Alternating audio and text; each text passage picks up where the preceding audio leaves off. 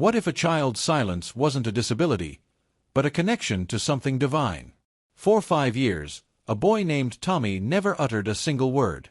Doctors called it a profound mystery. But his grandmother saw the truth. He wasn't empty. He was listening.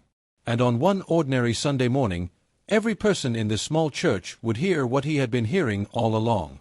This is the story of the day heaven gave a voice to the voiceless. After tragedy left her to raise her grandson Tommy, Susan's world became a quiet routine of therapies and love. Tommy lived with severe autism, trapped in a silent world. His life was governed by unbreakable rituals, the same blue cup, the same toys lined up perfectly.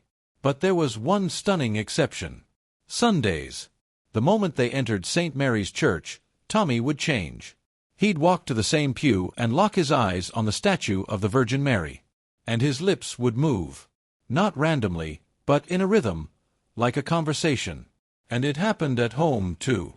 Every night, he'd stand at his window, looking at the stars, moving his lips to some unseen presence. When Susan finally asked, "Tommy, are you talking to someone?" He turned, looked her directly in the eyes, and nodded. Yes.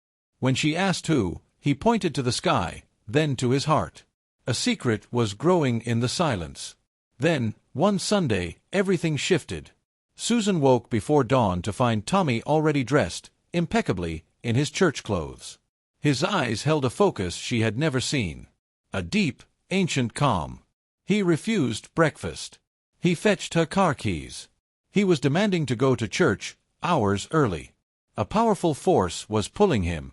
And Susan, trusting a mother's instinct, decided to follow. In the empty, echoing church, Tommy took his place. And for 2 hours, he sat in intense, silent prayer. His lips moved with a new urgency. He nodded. He smiled. It was as if he was receiving final instructions. The caretaker felt it. The air itself was charged with anticipation. As the congregation gathered for Mass, the tension built. Then, in the middle of the service, Tommy did the unthinkable. He stood and walked slowly, purposefully, down the center aisle.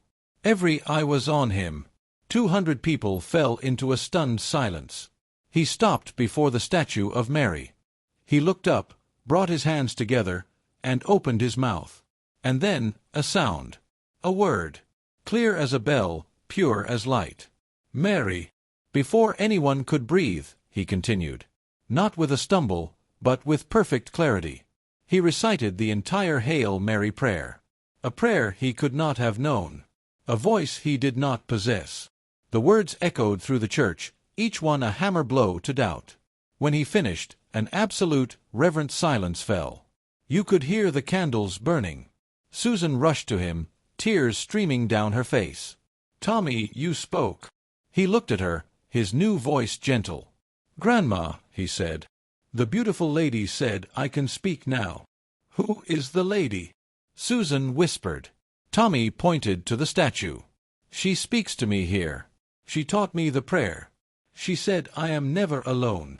In that moment, there was no doubt. It was a miracle. Tommy's voice is still finding its way in the world, but the silence has been broken forever.